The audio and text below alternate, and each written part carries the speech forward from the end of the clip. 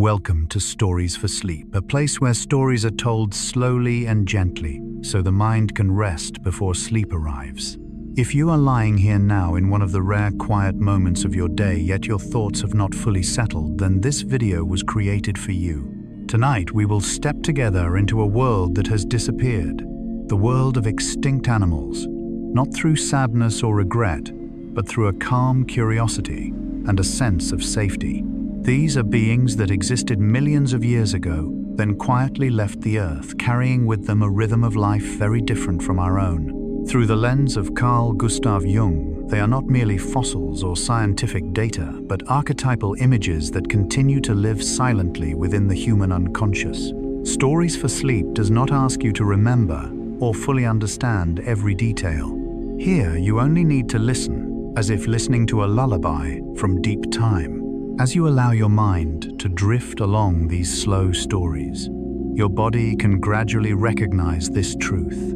Everything is still functioning in an orderly way, and you may allow yourself to rest. Now let go, and let us begin. There are nights when, as familiar sounds slowly fade, the mind becomes louder than ever. Thoughts of the day just past, of things left unfinished, of vague worries about tomorrow, drift by like a river that refuses to sleep. We search for silence, yet the more we try, the more alert the mind becomes. And perhaps what we need now is not more information, but a space deep enough for the mind to drift. In this video, we enter a world that has vanished, the world of extinct animals. Not to mourn or to fear, but to listen to a rhythm of time very different from modern life. From Carl Gustav Jung's perspective, beings that have disappeared from the earth have not left the human psyche.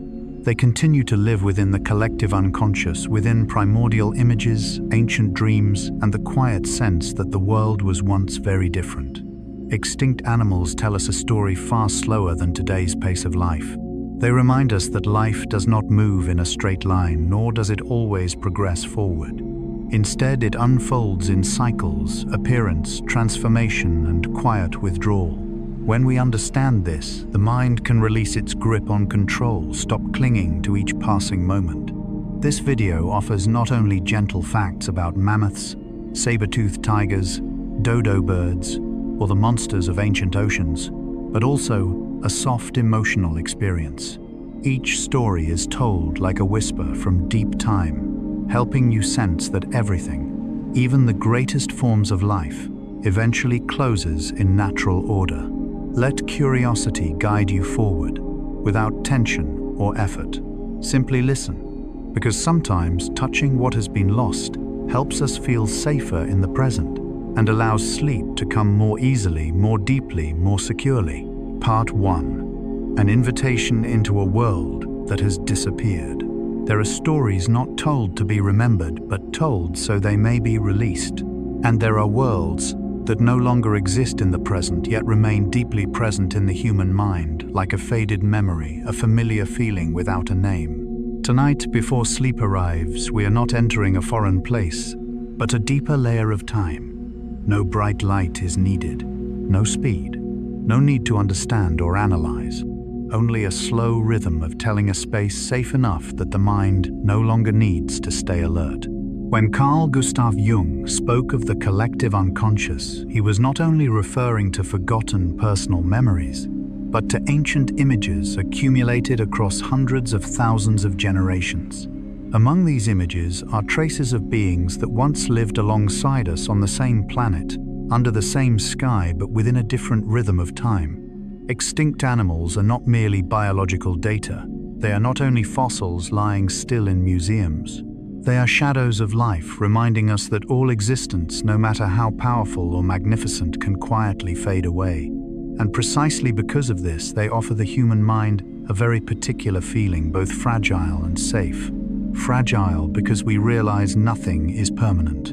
Safe because we understand that this disappearance is not chaos, but part of a deeper order. As the story slows, the brain stops sounding alarms. Breath naturally lengthens.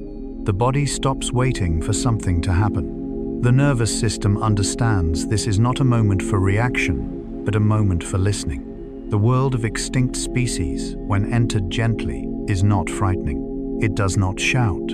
It does not compete. It does not demand attention. It whispers. And that whispering rhythm is what makes it strangely suited to the moment before sleep.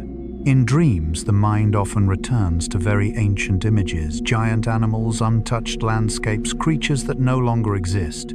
Jung believed this was not random imagination, but the unconscious retelling its own history.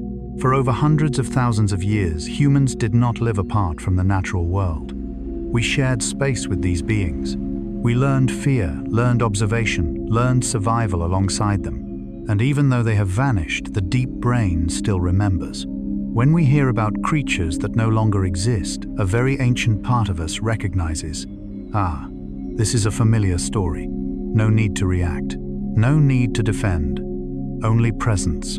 That is why stories of lost life can lull the human mind to sleep so gently.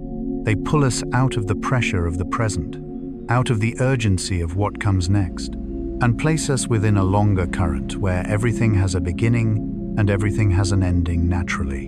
In this space, you do not need to remember species names. You do not need timelines. You do not need precise images. You only need to allow yourself a safe curiosity. Curiosity not for action, but for rest. And when the mind recognizes that this curiosity brings no danger, demands no effort, requires no conclusion, it begins to loosen. This is the deepest function of this opening, not to provide information, but to open an emotional doorway. A doorway into a world that has disappeared, and at the same time, a doorway away from the tensions clinging to the present. When we speak of extinct species, the first thing that touches the mind is not knowledge, but a vague feeling, a sense of something that once existed fully, that breathed, moved, reproduced, and then quietly withdrew from the stage of time without explanation. No climax, no moral conclusion, only continuation. In depth psychology, Jung emphasized that humans are not only afraid of death, but also drawn to it, not for tragedy, but for the order hidden within disappearance. Extinct animals represent a truth. Difficult to name life does not need to last forever to be meaningful. And when seen from a great enough distance, this truth becomes deeply comforting. For if even enormous beings, powerful, perfectly adapted, could disappear, then our own fatigue, slowing down, or need for rest is no longer failure. It is simply part of the rhythm. When the human mind is tense, it becomes trapped in an illusion that everything must be maintained, held together, pushed forward by effort. But the world of extinct species whispers a completely different message. All living systems have cycles, and letting go is also a biological function. Each night in sleep, the body temporarily extinguishes parts of consciousness, control analysis, rapid reaction. And in the morning they are reborn, not through willpower, but through natural order.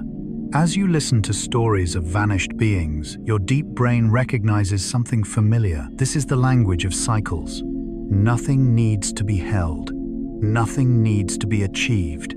Only flow.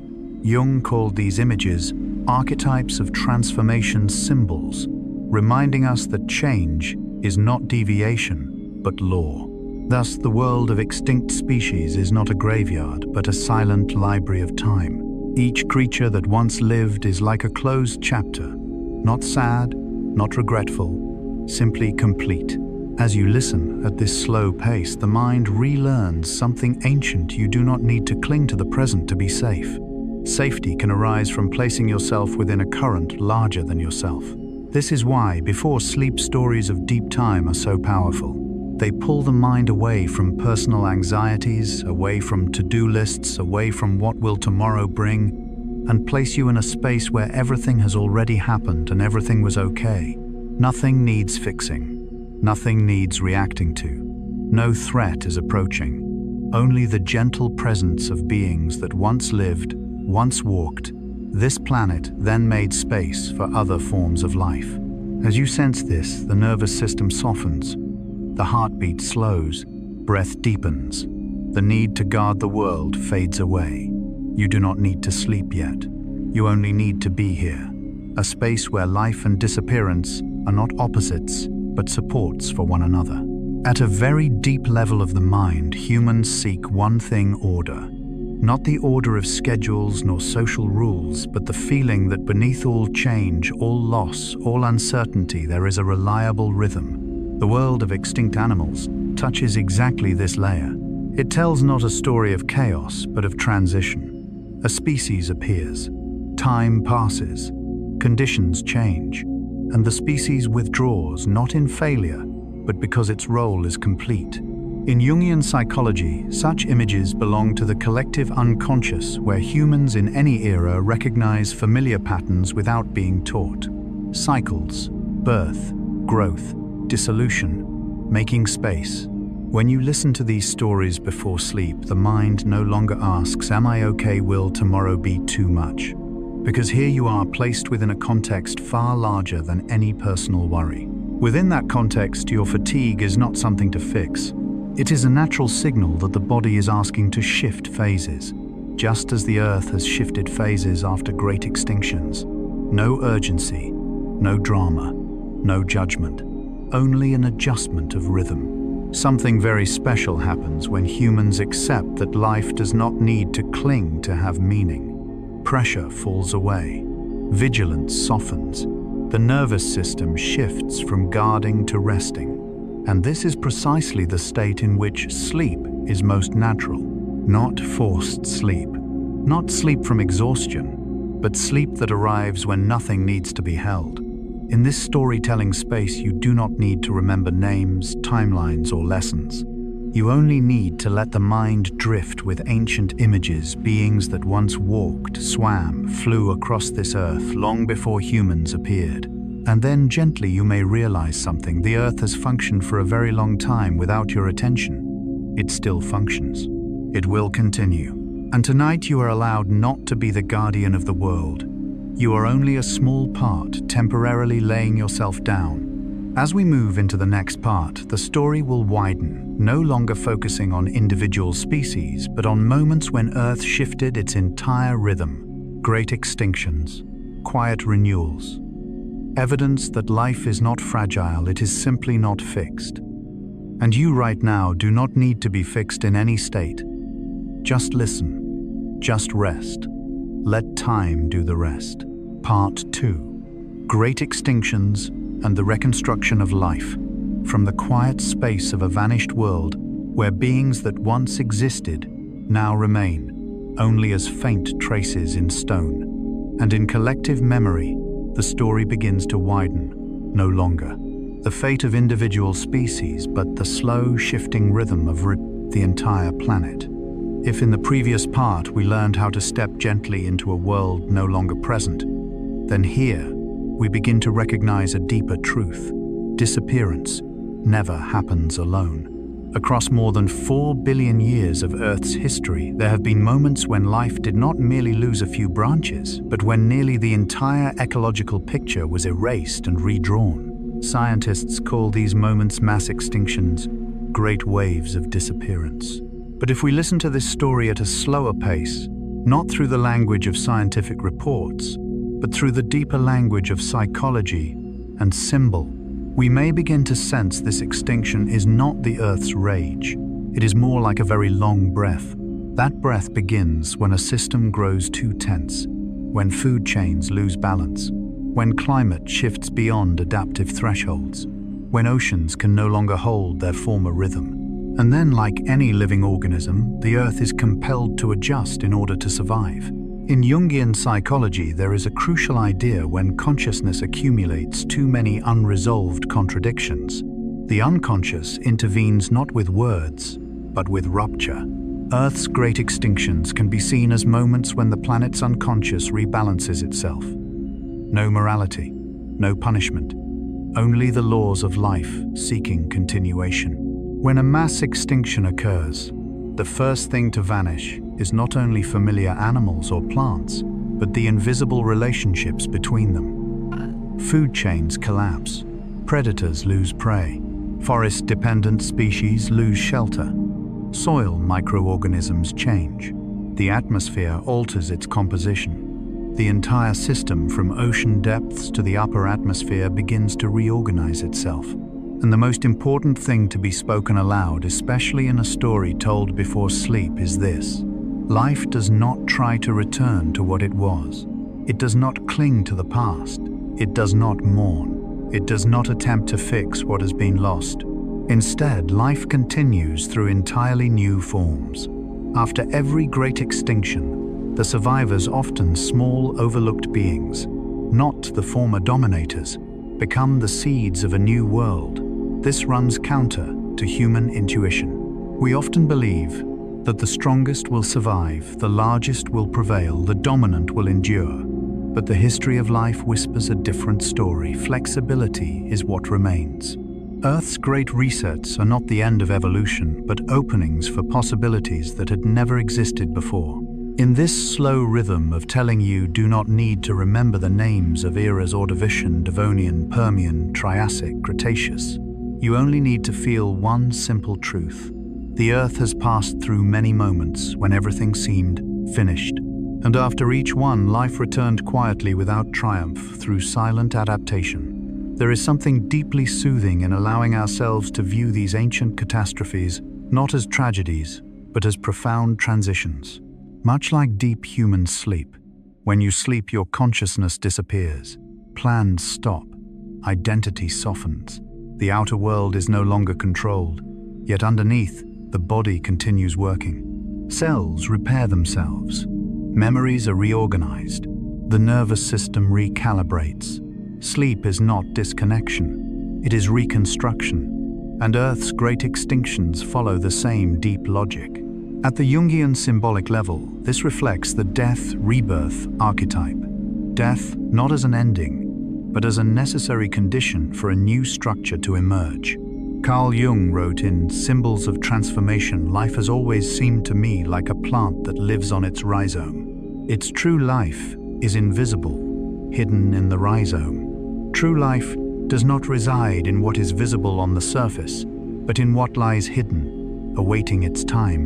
And when surface structures collapse, it is this hidden layer that quietly prepares a different form. Here, the story of extinction no longer feels frightening. It becomes a gentle reminder all living systems require deep moments of letting go in order to continue. And if you are listening now with a tired body, with a full mind, with a day that feels too long, then perhaps what you need is not to try harder. Perhaps you are simply entering a very natural phase of reconstruction within yourself. After surface life collapses, something curious begins to happen. There is no panic, no alarms, no guiding hand, only slow processes finding a new rhythm. When a mass extinction occurs, the oceans respond first. Temperatures shift, currents change, oxygen levels rise or fall. Once rich waters become empty, while barren regions open new possibilities. There, the smallest beings, bacteria, algae, plankton, quietly become architects. They do not know they are saving the world. They simply do what life always does: respond to current conditions by existing as simply as possible. Gradually, the atmosphere follows the oceans. Oxygen levels adjust. Carbon is locked away or released. And on land, forests change form. Dense canopies disappear. Fern plains expand. New plants, shorter, faster growing, less demanding, spread across the ground. Not because they are better, but because they fit the new rhythm. Life has no nostalgia. It does not grieve old forms. It does not try to return to former golden ages. It asks one quiet question: in these conditions, can I continue? And then it answers by continuing. In Carl Jung's analytical psychology, this is precisely how the unconscious works. When consciousness clings to old structures, old identities, familiar meanings, it resists change. But the unconscious is different. It is not loyal to the past. It is loyal to life. When a psychological structure no longer serves life, the unconscious does the only thing it knows how to do. It dissolves that structure, so another may appear. Jung wrote in The Archetypes and the Collective Unconscious. The unconscious is not just evil by nature, it is also the source of the highest good. Like great extinctions, the unconscious intervention is not always comfortable, but it is often necessary. When we look at Earth after each extinction, we notice something worth whispering before sleep. The world does not become chaotic.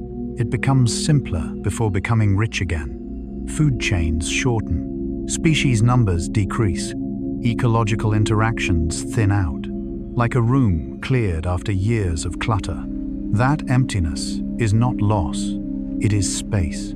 Space for experimentation. Space for new forms to emerge without immediate competition. And it is within these impoverished phases that biological creativity flourishes most. Marginal species become central. Once ineffective survival strategies suddenly become optimal.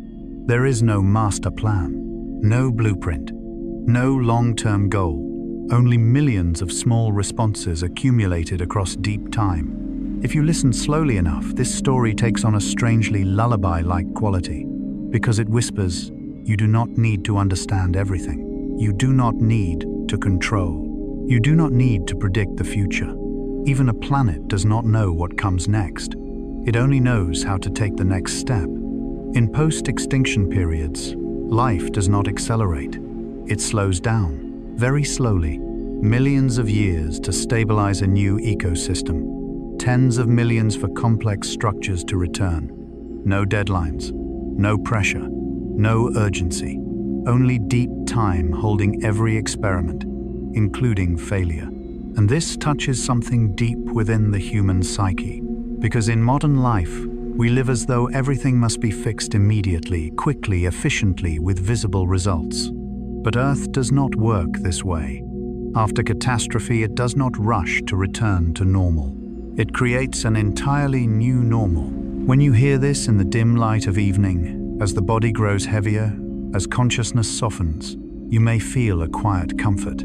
If life on this planet has collapsed many times and still found a way to continue, then perhaps your smaller fatigues do not need to be solved right now.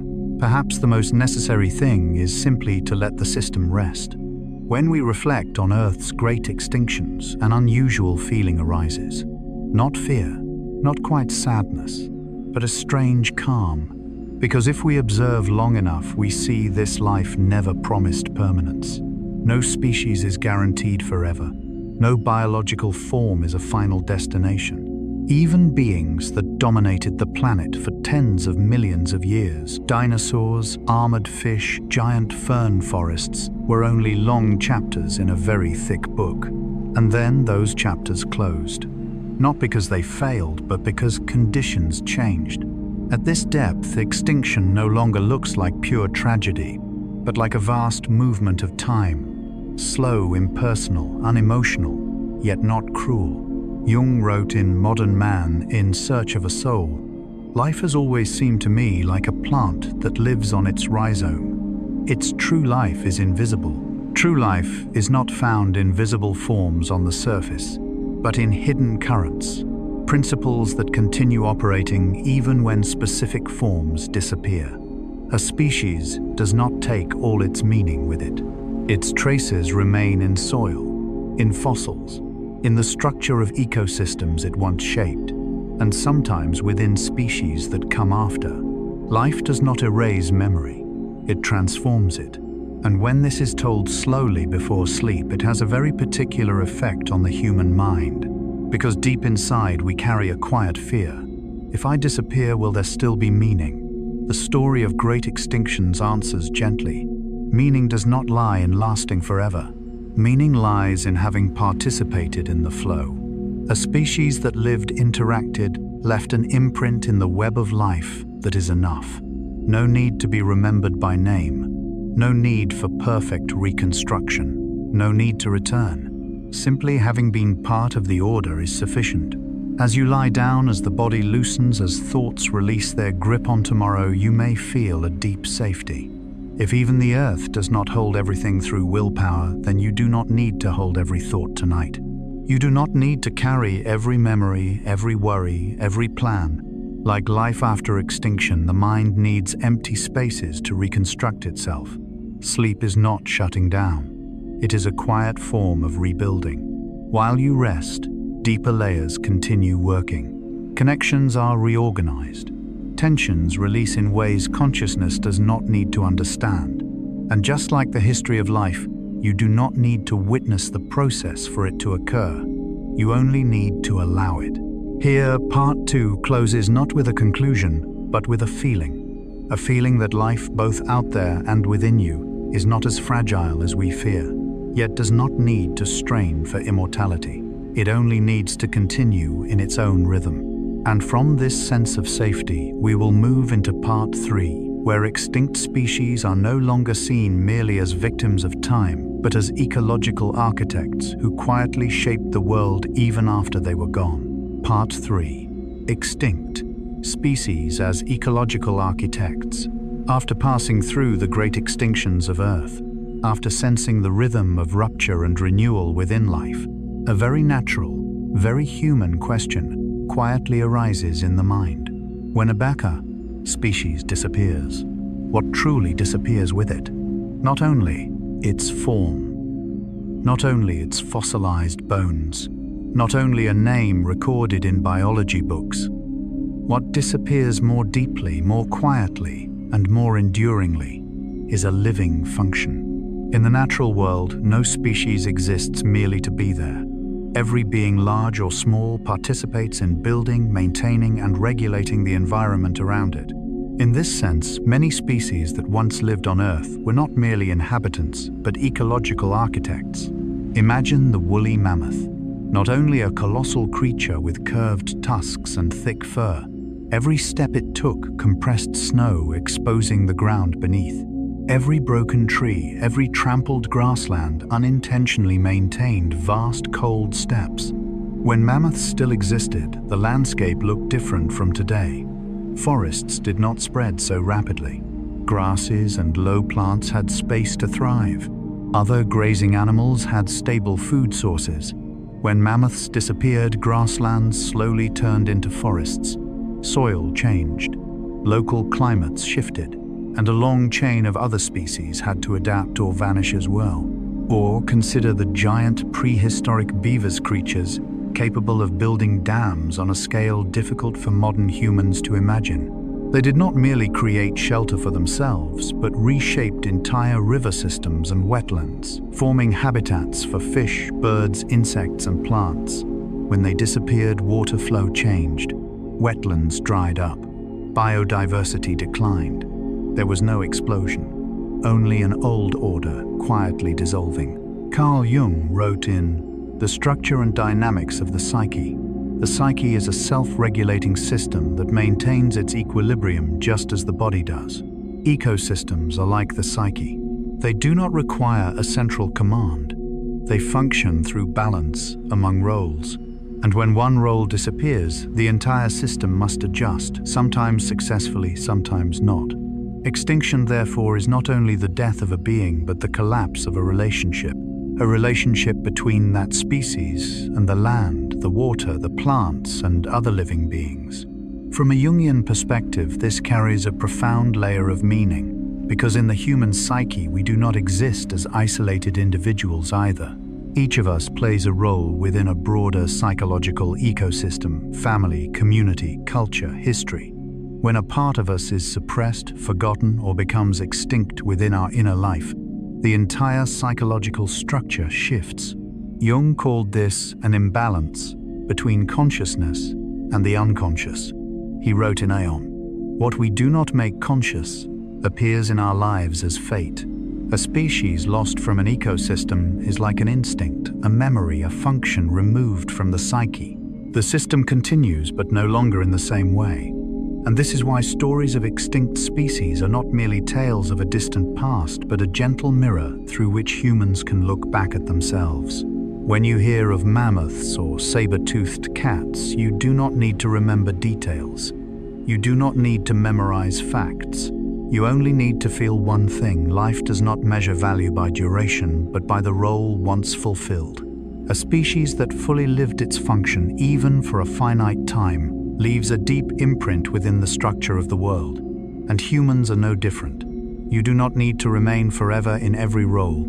You do not need to maintain every function once its purpose has been completed. Like ecosystems, the psyche needs to change structure over time. There are parts of you that were once necessary, strong, perfectly suited, but may now be allowed to rest. Listening to these stories before sleep is not about regret, but about letting go safely. Because if Earth can continue functioning after losing even its most magnificent beings, you can trust this. When you relax, when you stop controlling, when you allow yourself to fall asleep, your inner world still knows how to reorganize itself. And from that sense of safety, we move into part 4, humans and lost species, living together, confronting and remembering, where the boundary between past and present becomes so thin that a single touch can awaken memory. Asterisk, asterisk, part 4.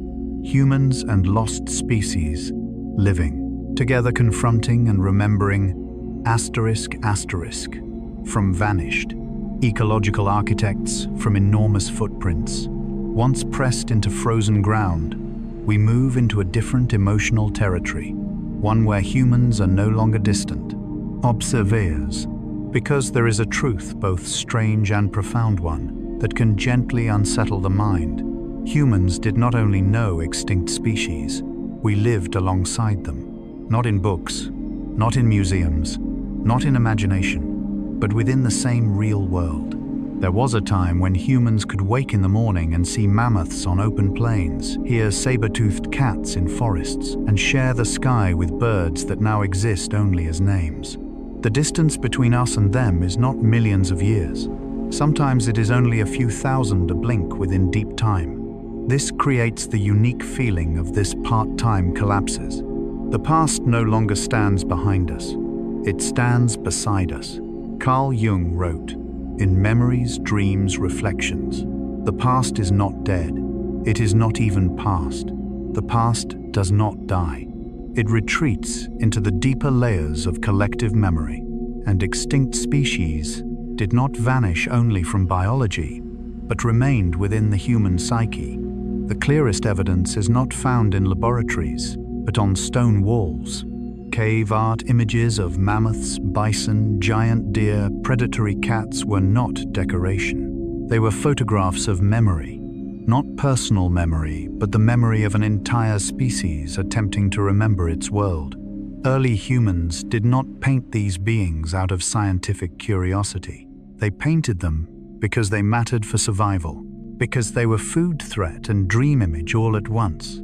In Jungian psychology, this is how archetypes form. Great beasts, terrifying predators, creatures that both nourished and could kill, they became symbols of natural power, of instinct, of what lies beyond control. Jung wrote, "In the archetypes and the collective unconscious, archetypes are not inherited ideas, but inherited possibilities of ideas. Extinct species did not leave ideas behind. They left possibilities of imagination. And so, although they vanished quickly from biological history, they never fully disappeared from the human mind. There is another moment worth pausing and breathing into. Many species did not fade slowly. They vanished rapidly. Within hundreds of years, sometimes within decades. The dodo, Stella's sea cow, many island mammals. This sudden disappearance creates a strange rupture in perception, because the human mind is not accustomed to abrupt endings. We understand individual death, but not the death of an entire species happening before our eyes. And here, a subtle emotion arises. Not quite guilt, not quite sadness, but deep astonishment. A sense that asks, can the world really change this fast? In the unconscious, this question does not remain about animals. It turns back toward us. If creatures that once dominated continents can disappear so quickly, what then is truly enduring? And here, part 4 does not aim to frighten you, but to do the opposite. Because Jung did not view the unconscious as dangerous. He saw it as a space of memory. Lost species no longer exist within Earth's body, but they live on in stories, images, dreams, and the vague emotion that arises when we hear of them. Just like many parts within yourself, There are versions of you that once lived fully, strongly, necessarily, and then they disappeared, not because they were wrong, but because time changed rhythm. Listening to stories of extinct species before sleep is not about mourning the past, but understanding a gentle truth. Not everything that disappears is a loss. Some things become memory, and there they still hold value. As you lie down, as the light softens, as the mind releases control, you step into the same space your ancestors entered when they gazed at stone walls and painted upon them. A space where memory, image, and emotion do not need to be right or wrong. They only need permission to exist. And from this intimate feeling that the past is not far, that the world was once richer than we imagine, that life is always fragile, yet never meaningless, we continue deeper into Part 5, Islands, Isolation, and the Fragility of Lasov. Evolution, Part 5, Islands, Isolation, and the Fragility of Evolution. After moving through mass extinctions and species that once shaped entire ecosystems, our story slows and comes to rest upon very special lands, islands. Islands are not merely land surrounded by water. In evolutionary history, they resemble Earth's enclosed rooms, places where life is allowed to experiment with its most unusual, delicate, and also most fragile forms. On these isolated islands, time flows by a different rhythm. There are no large predators, no fierce continental competition, and so life begins to breathe more slowly. The dodo loses its ability to fly because it is no longer needed. Elephants grow smaller to fit limited food sources. Rodents become giant because no rivals exist. These beings were not weak. They were perfectly adapted to a very quiet world. Island evolution does not pursue strength but economy. Less energy, less defense, less vigilance. In environments that remain stable and safe for thousands of years, life learns to shed unnecessary armor. And this creates the unique beauty of island species, a beauty that does not brace itself, does not perform, does not prepare for war. And then a very small change arrives, and everything collapses. When humans set foot on islands bringing fire weapons, invasive animals, and rapid rhythms, the quiet world cannot respond in time. Creatures that never learned fear do not recognize danger. Those that never needed to flee do not know where to go. Extinction does not take millions of years. It takes decades, sometimes only years. The island story reminds us, fragility is not evolution's mistake. It is the natural consequence of long-term safety. When life does not need to fight, it chooses trust. When it is not threatened, it chooses softness. And when the world changes too quickly, those most beautiful beings are the least prepared. Through Carl Jung's lens, islands resemble deep regions of the unconscious. They are where we store our most vulnerable parts, memories never tested, emotions never armored. In daily life, we rarely touch them. But when a major disruption occurs, a stranger enters the psyche. Those parts may collapse quickly. And just like island species, this does not mean we were wrong to become soft. It means there was once enough safety to allow it. Jung emphasized that psychological maturity does not come from eliminating fragility, but from recognizing and protecting it properly. When we hear of dodos or vanished dwarf elephants, we often feel sadness. But it is a gentle sadness, like looking at an old photograph. It reminds us that there were once worlds that were slower, kinder, more trusting. And though they no longer exist, their memory continues to soften us. At this point in the story, you do not need to remember species names. You do not need timelines. You only need to feel one simple truth. Not all life is born to fight. Some beings are born simply to exist peacefully until the world changes. And right now, as you listen in the quiet darkness, you may allow yourself to be like a small island. No vigilance, no defense, no further adaptation. Just being still, just breathing slowly, and allowing the next story to arrive very gently. Part 6. Lost Predators' Power and Strategy. From the quiet and fragile islands where life once trusted a world without defense, Our story now shifts very slowly to the opposite pole of evolution. No longer softness, no longer energy conservation, but beings born to maintain balance through strength, precision, and strategy, the predators that have disappeared. In the history of life, predators are not merely symbols of violence. They are the silent coordinators of ecosystems. Saber-toothed cats, direwolves, American lions, terror birds, and ancient sharks did not exist simply to kill. They existed to limit, to select, and to shape the life around them. Each predator embodied a distinct strategy. The saber-toothed cat was not the fastest pursuer, but a master of precise strikes. Its long canines were not meant for prolonged tearing, but for swift, decisive kills of large prey, minimizing risk to itself. Dire wolves were not individually the strongest, but they represented collective intelligence, coordination, memory of terrain, and timing. The American lion, larger than modern lions, was not only a symbol of strength, but evidence of a world where prey too was larger, stronger, and more dangerous. Terror birds, with long legs and sharp beaks, revealed that evolution has no single path. Sometimes speed and psychological dominance matter more than claws or fangs. In the ancient oceans, giant sharks such as Megalodon played a similar role. They did not hunt everything. They hunted what needed to be controlled.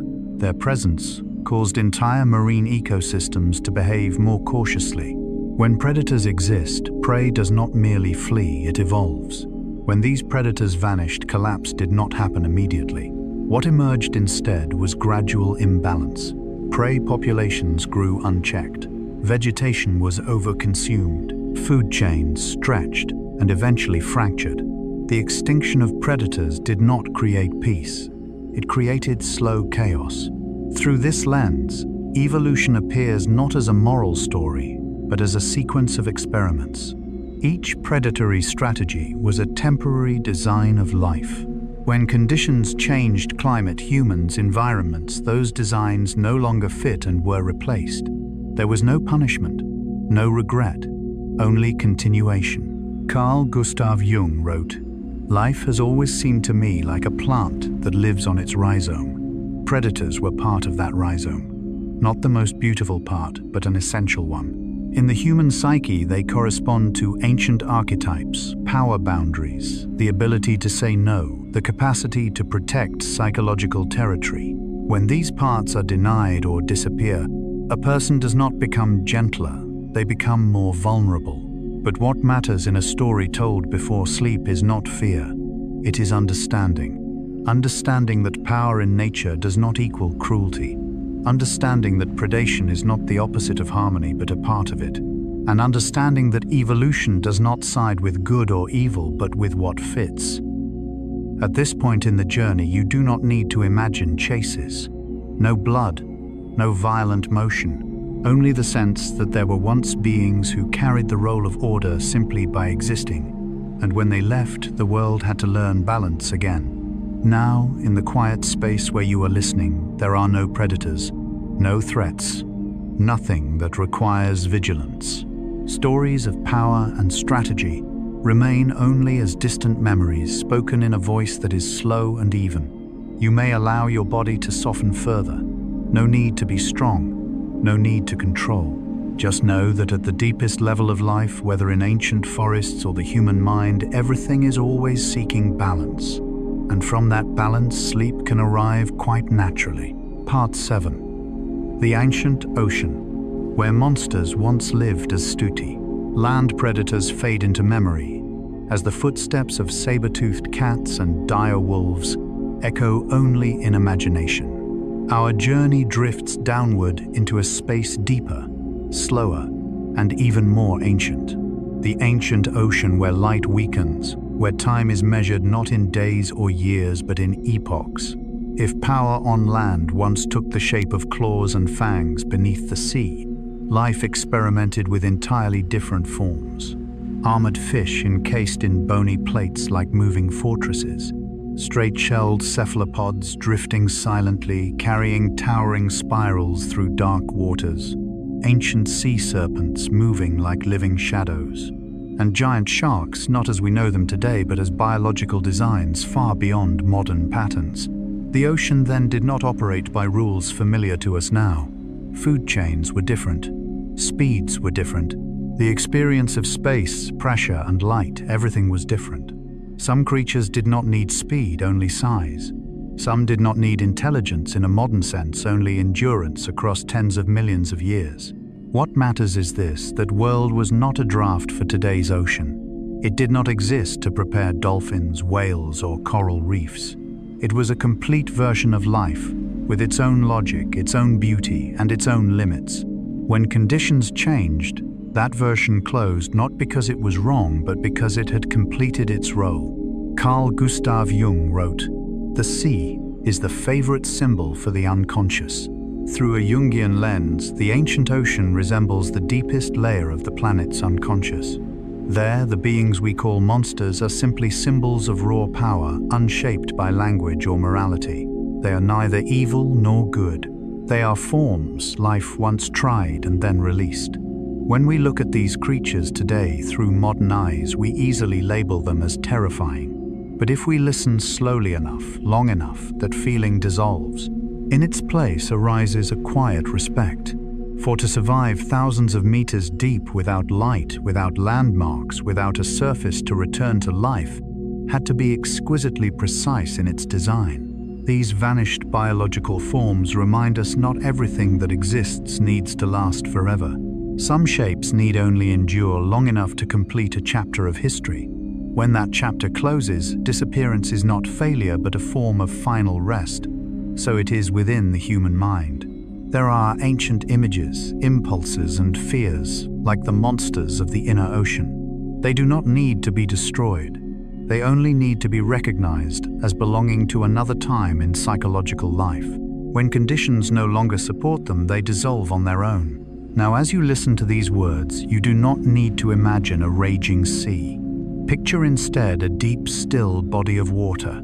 No waves, no sound. Only pressure holding everything gently in place. There, the colossal beings that once existed now rest, becoming part of stone sediment and planetary memory. The old world has closed without noise, without regret, and that closing makes space for new worlds to emerge. So too with you. You do not need to carry every image, every story, every curiosity into sleep. You may let them settle like ancient creatures sinking slowly into the deep sea. There, nothing more needs to be understood. Only a very ancient sense of calm remains. Part 8. Dinosaurs and the truths that shatter. Popular images from the dark, still depths of the ancient ocean, where massive forms rest within sediment life, gradually rises to the surface. More light, clearer air, and upon the vast land above another group of beings enters the center of human memory, the dinosaurs. But if you carry the image of dinosaurs as cold-blooded killing machines constantly roaring within a chaotic world, allow that image to soften and fade. The deeper we look, the clearer it becomes. Dinosaurs were not a simple story, and certainly not the crude symbol popular culture once portrayed. Dinosaurs had families. Some species cared for their young, guarded nests and returned to breeding grounds seasonally.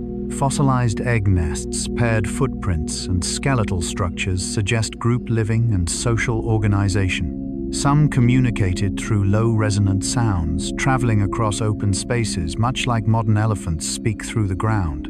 Their colors were not limited to gray, green, or brown. Studies of melanosomes in fossilized feathers suggest they may have displayed rich patterns, stripes, spots, even iridescence.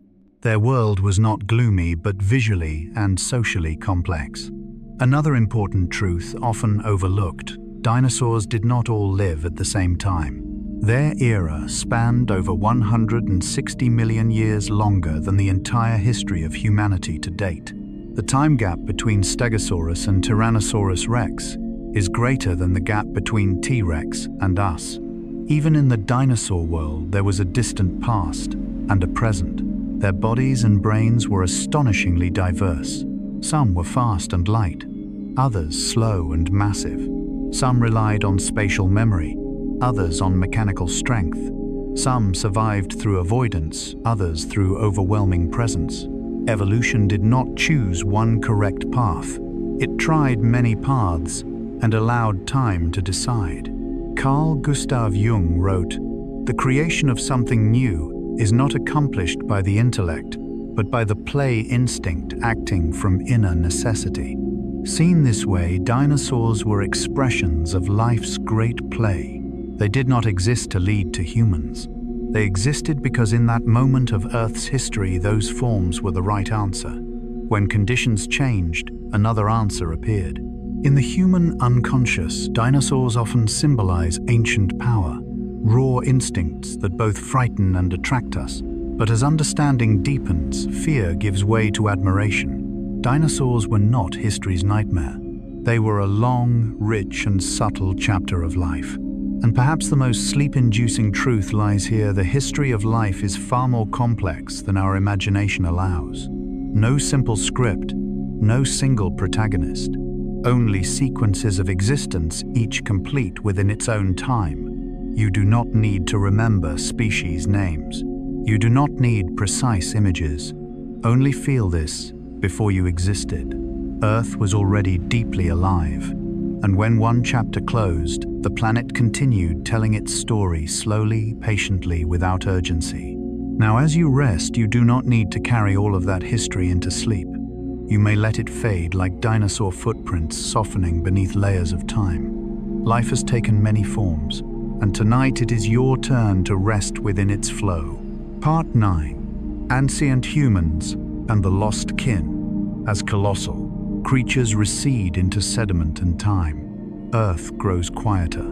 No more thunderous footsteps, no more massive shadows crossing the land. In that space, a smaller, more fragile group appears, carrying a different kind of strength: ancient humans. But human was never a single straight line. Our evolutionary history is a branching forest, where many human species once lived together, hunted together, warmed themselves by fire together, and sometimes disappeared together. Neanderthals were not the brutish beings once imagined. They buried their dead, cared for the injured, crafted sophisticated tools, and may have known music. Denisovans, more mysterious, still left only fragments of bone and DNA. Yet their traces live on in the bodies of millions today. Homo floresiensis, the hobbit, small in stature yet perfectly adapted to isolated island environments. They were not failed drafts of Homo sapiens. They were complete versions of humanity suited to their worlds in their own time. The gentle, profound truth is, this extinction does not always mean total disappearance. Parts of these kin continue within us, in genes, in adaptations to cold altitude disease. When you breathe, when your body responds to its environment, somewhere in that response may be the ancient whisper of a lineage that once lived. Carl Gustav Jung wrote, "The past is not just the past, it is also the present and the future." These words seem written for this story. Human history does not lie quietly behind us. It flows through us, shaping how we fear, love, seek community, and belong. What makes this story soothing rather than frightening is the realization that Homo sapiens is not the immutable center of the universe. We are simply one remaining branch, not better in an absolute sense, only currently fitting. And that brings a strange relief. You do not need to carry the full meaning of life. You do not need to prove your right to exist. Life is not a competition. It is a long dance where dancers step forward, then recede into shadow. In the collective unconscious, lost human species represent what might have been, paths not taken, other possibilities of humanity. And when we accept this, the pressure to become someone softens.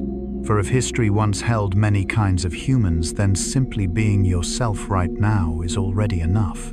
As night falls, you do not need to carry the entire evolutionary stream into sleep. You may let it rest like ancient bones beneath the earth, not gone but quietly supporting the world above. You are allowed to rest. Those who came before have done their part. Tonight, it is your turn to close your eyes and let time continue very slowly, very gently. Part 10. How we know what has been lost after. Realizing that parts of extinct beings still live quietly within our bodies. A natural question arises, soft as a breath in the night. How do we know all of this? How can humans with such brief lives listen to stories that unfolded tens of thousands, millions, even hundreds of millions of years ago? The answer is not found in a moment of dazzling revelation, but in patience, a patience that mirrors Earth's own rhythm. We know about what was lost, not because the past shouts, but because it whispers. And science at its most beautiful is the art of learning to hear those whispers. A bone fragment resting in stone, a small tooth caught in ancient river sediment, a fossilized footprint pressed into Jurassic mud. These do not tell stories the way humans expect. They have no plot, no hero, no climax. They simply exist, waiting to be noticed. Ancient DNA is one of the quietest miracles. Within a broken tooth or tiny bone shard remain fragile strands of information so delicate that a single mistake could erase them. Yet when decoded, they reveal eye color, immune systems, relationships, not through memory but through structure. Fossils are slower, more silent still. They do not speak of emotion but of form, not behavior but potential. A hip bone tells us how something walked, a skull how it breathed, a claw its survival strategy. Amber fossilized tree resin captures heartbreakingly small moments. An insect mid-flight sap, still flowing a leaf with veins intact. Not heroic moments, just ordinary life. And because of that, they feel strangely close. Carl Gustav Jung wrote, "The psyche is not of today. Its ancestry goes back many millions of years." The science of extinction resembles the depth psychology Jung pursued. It does not attempt to fully resurrect the past. It seeks only to understand the traces that remain and to accept that some gaps will never be filled. And it is precisely those gaps that soften the story. Not everything needs to be fully known. Not every question requires an answer. For sleep, what matters is not information, but the feeling that the world, vast and deep as it is, still holds order, logic, and rhythm. The past does not disappear. It settles. It does not demand remembrance, only respect. As you lie down and close your eyes, imagine layers of earth resting upon one another. Each layer a time, a world, an ecosystem that once functioned perfectly in its own way. There is no tragedy there, only continuation. And so it is with your sleep. It is not an interruption. It is part of a very long flow where consciousness rests and deeper layers work in silence. The past has done its work. Science has listened enough for you to feel safe. Now you may let all questions rest and allow the night to carry you forward gently without effort, without needing to understand anything more. Part 11. The meaning of extinction for the present. When we have learned how to listen to the past through bones, stone, DNA, footprints, and the gaps that can never be filled, one final question, very slow and very soft, begins to form in the mind. So what does all of this mean for the present? Not to accuse, not to frighten, but to understand in a deeper, gentler way. Each extinct species is not merely a creature that has disappeared. It is a book removed from the library of life, a library with no copies, no backups. When a species leaves this world, not only its form is lost, but also the unique biological solutions it carried forever. In the language of ecology, extinction is a loss of function. But in the language of the human psyche, it touches something deeper, a layer of loss that cannot easily be named. Carl Gustav Jung once said, "What we do not make conscious appears in our lives as fate." Extinction, in a certain sense, works the same way. When humans are not conscious of their role within the web of life, the consequences do not arrive as punishment, but as a sequence of events that seem accidental: climate change, ecosystem collapse, other species quietly disappearing. What matters is this: past extinctions are not only meant to tell a sad story, they are a very subtle warning map. By studying earlier extinctions, humans learn that ecosystems do not collapse all at once. They weaken gradually, losing one link, one small function at a time, until even a light touch is enough to bring everything down. This mirrors personal psychology with striking clarity. No one collapses because of a single event. Every crisis is prepared in advance, through small tensions that go unnoticed, through signals of exhaustion that are not listened to. To understand extinction is to learn how to recognize early signs not only of Earth, but of oneself. There is something very gentle here. Understanding does not demand immediate action. It only asks for a different way of seeing, softer, wider. The modern world often tells the story that humans stand apart from nature. But the history of extinction whispers something else. We have always been inside it. When a species disappears, we are not spectators. We are part of the picture. And because of that, the meaning of understanding extinction does not lie in guilt but in connection. A connection so deep it needs no explanation. When you listen to these stories before sleep, you do not need to remember statistics, species, names, or timelines. What you need is only the feeling that the world, fragile as it is, still holds intelligence. That life has broken many times and still found a way to continue. Sleep is like this as well. It is not the shutting down of consciousness, but another way the system continues to function. Your body, like Earth, knows how to regulate itself, if it is allowed. And perhaps the deepest meaning of extinct species does not lie in the past or the future, but in this moment where you are lying still, breathing slowly, and realizing you do not need to carry the whole world. You only need to be here, safe, held by a current of life far longer than any personal worry. The past has completed its role. The present is gently continuing. And tonight, you are allowed to rest with the quiet understanding that even with loss, life always finds a way to rebalance itself. Part 12. A lullaby from deep time. When the stories created have all been told, when the animals have settled into the memory of stone, when millions of years of history close with a single soft breath, we return here to the present moment, where you are lying down and no longer need to go anywhere. Deep time does not speak loudly. It does not argue. It does not ask you to understand. It simply exists, steady, patient, and profoundly reliable. All the beings that once walked this earth, from immense dinosaurs and great predators to small creatures that lived only a few brief generations, have completed their roles. No species failed. No species went wrong. They lived long enough for one phase of the world, then made room for another form of life. Carl Gustav Jung wrote, "Life has always seemed to me like a plant that lives on its rhizome. That rhizome, invisible, deep, and silent, is where life truly unfolds. Not on the noisy surface of achievement, but in the depths of rhythm, where constant light is not required, where nothing needs to be seen. Your sleep belongs to that layer. You do not need to remember the names of extinct species. You do not need to hold complex evolutionary sequences in mind. You do not need to carry any knowledge into sleep. Like Earth itself, your mind knows how to let go of what is no longer needed if you allow it. There is something deeply comforting in knowing this. Even while you sleep, the world continues to function in order. The oceans still move according to ancient rhythms. The continents still drift very slowly. And life, fragile as it is, continues to adapt as it has for billions of years. You do not need to guard any of this. You do not need to control it. You do not need to keep everything okay.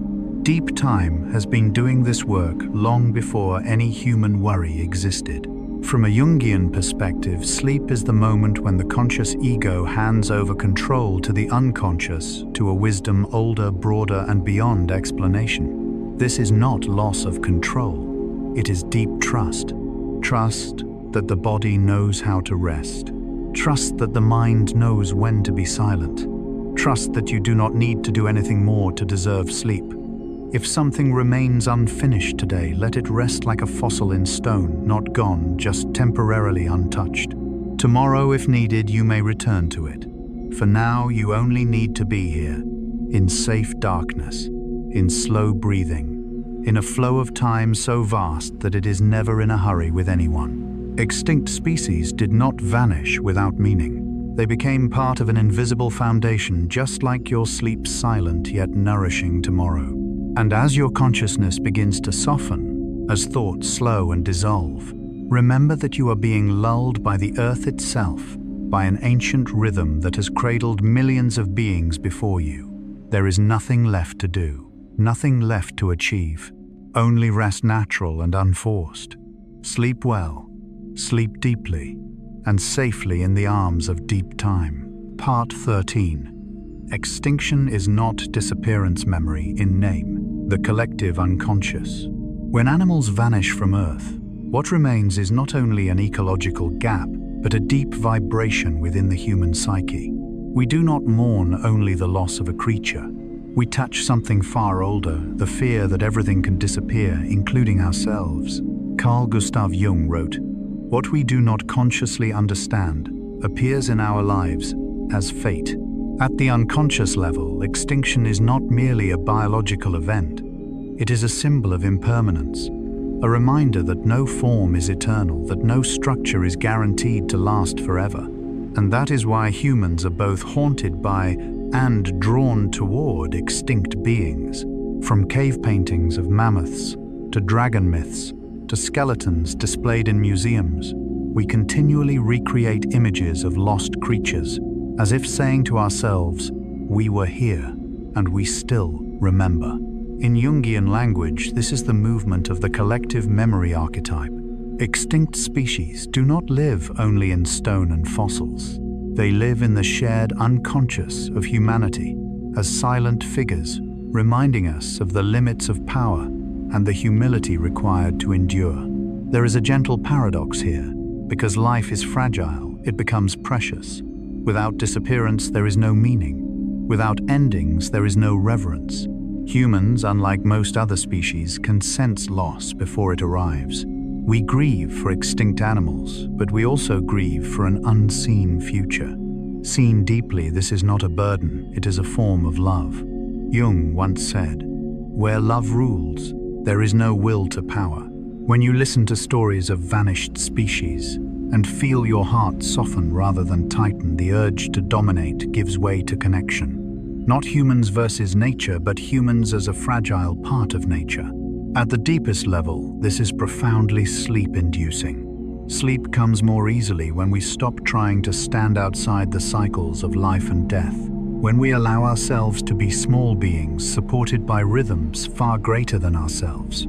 You do not need to carry the sorrow of all life's history. You do not need to save the world tonight. You do not need to understand everything you have heard. Only feel this: you belong to this flow. And this flow, despite loss, is wide enough to keep you safe in sleep. Extinct species did not disappear without meaning. They became silent lessons, shared memory, a gentle reminder that life does not need to be eternal to be worthy of love. And as your eyes slowly close, let thoughts of loss dissolve like night mist. Do not push them away, just allow them to pass. Like the species that completed their journeys tonight, you are also allowed to complete this day and rest.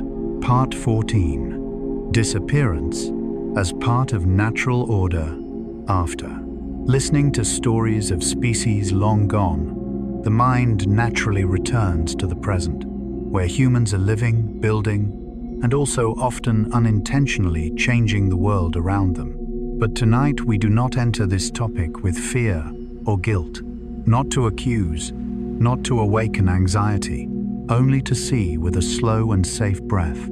Carl Gustav Jung wrote, "One does not become enlightened by imagining figures of light, but by making the darkness conscious."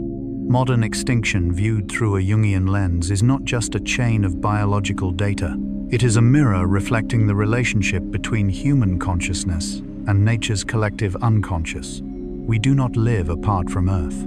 We are a part of it that has awakened very quickly, sometimes faster than our ability to listen. Many species decline not because of malice, but because the human rhythm has become too fast. Roads cut through forests. Artificial light spills into night. Noise overwhelms delicate survival signals. In the collective unconscious, this creates a quiet tension, not because we are bad, but because we have not yet synchronized with the larger ecosystem.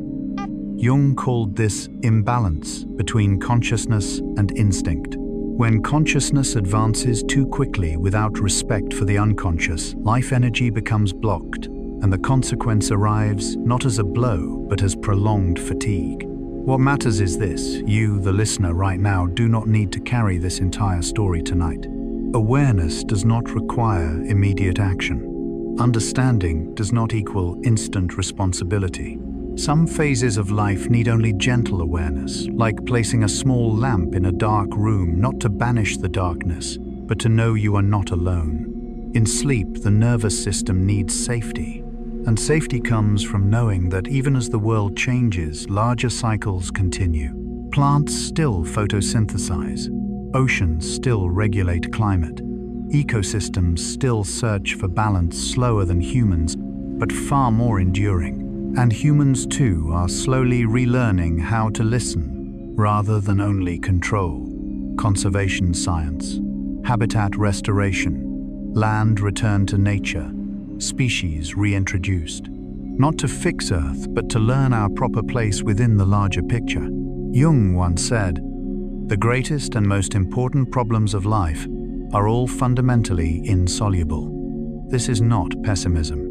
It is an invitation to release the illusion of total control. Tonight, you do not need to solve extinction. You do not need to carry the planet's worries into sleep.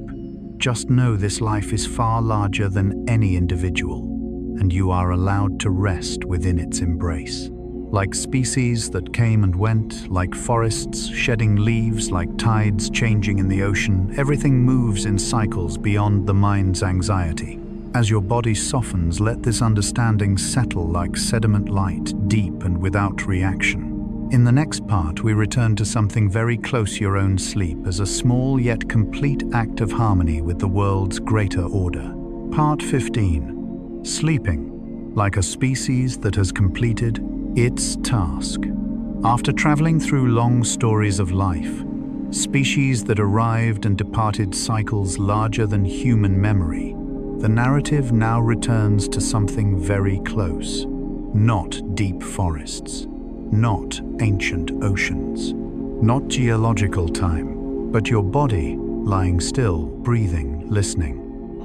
In nature, no being is required to sleep well. There are no commands, no standards, no pressure to achieve a certain state. Trees do not try to enter night. Birds do not strive to fold their wings. The sea is not judged for today's waves. Sleep comes to them as a gentle continuation of rhythm, and at the deepest level, humans belong to that rule as well. Carl Gustav Jung wrote, "Nature is not matter, only she is also spirit." From a Jungian perspective, sleep is not a shutdown, but a moment when consciousness steps back and the unconscious older wisdom takes over. When you try to sleep, consciousness still holds control. It checks, compares, worries. Am I asleep yet? Am I relaxed enough? What should I do next? But when you allow, consciousness is not forced away. It is simply invited to sit down like a guard who has finished the shift. In nature, every cycle includes retreat. The waning moon, falling leaves, animals hiding, seeds in dormancy. No life survives without withdrawal. Your sleep is not an interruption of the day, but part of a longer living cycle in which the body repairs, organizes, remembers, and releases. You do not need to help it. You only need not to interfere. Jung once said, "The unconscious can make a fool of you in no time." But he also emphasized the opposite. When we cooperate with the unconscious, it becomes a powerful source of support. Sleep is one of the most natural forms of that cooperation. No complex techniques, no achievements, no need to understand mechanisms, only permission for the body to do what it has learned over hundreds of thousands of years. Right now, whether you are awake or drifting, your body is already working for you. The heart adjusting its rhythm, the lungs choosing breath depth, the nervous system shifting towards safety. you are not controlling any of this. Perhaps what keeps sleep away is not lack of will, but will that has not yet let go. Tonight, you do not need to sleep well. You only need to stay within your rhythm, like a species that existed and disappeared, not from failure, but because its cycle was complete. Like a forest at night, not absent of life, only changed in form. And if your eyelids grow heavy, if thoughts fragment, if you lose track of words, this is not distraction. It is sleep arriving softly at exactly the right time. In the final moments, we will not learn anything new. We simply close the story with a very slow lullaby, so you may drift fully into night. And you do not need to do anything for that to happen. After all the ideas we have touched, mind, body, unconscious will permission. What matters most is not how much you understood, but what you are feeling right now. If you notice gently, you may sense that everything has slowed. Not because you forced it, but because your inner system has adjusted itself. The heart beats without instruction. The lungs breathe without command. And sleep too does not arrive by force, it comes when nothing blocks the way. Jung saw humans as beings living in deep cycles, not only day and night, but cycles between consciousness and unconsciousness, control and release, effort and rest. By day, consciousness works, analyzing, deciding, protecting, planning. At night, it does not need to disappear, only to step back. Sleep does not demand that you do better. It does not judge your level of relaxation. It waits for one simple signal: I am safe. That signal does not come from thought. It comes from sensation. The feeling of lying still. The feeling of not needing to react. The feeling of not needing to prove anything even to yourself. In nature, no being is considered weak for resting. No species is judged a failure for hibernating. No forest feels guilty for falling into night. There are only cycles. Modern humans often forget they belong to them too. We try to manage sleep, optimize rest, fix the body, and interrupt an ancient intelligence within us. Tonight, you do not need to do that. You do not need to remember what you heard. You do not need to connect ideas. You do not need to stay awake. If your mind drifts, if images blur, if words dissolve, this is a good sign. It means consciousness is gently retreating, and the unconscious, the part that heals, organizes, and restores, is stepping forward. Jung said, "One does not become enlightened by imagining figures of light, but by making the darkness conscious. But at night, you do not need to make darkness conscious. You only need to let it be." Darkness does not come to threaten. It comes to protect. In darkness, the body repairs tiny details. The nervous system reorganizes memory. Unprocessed emotions are set down, at least until morning. You do not need to participate in any of this. Just as you do not participate in your heartbeat or blood flow or cellular renewal, your body knows what to do. It has known for a very long time. If something in you still feels tense, do not push it away. Let it be like a cloud passing through the night sky.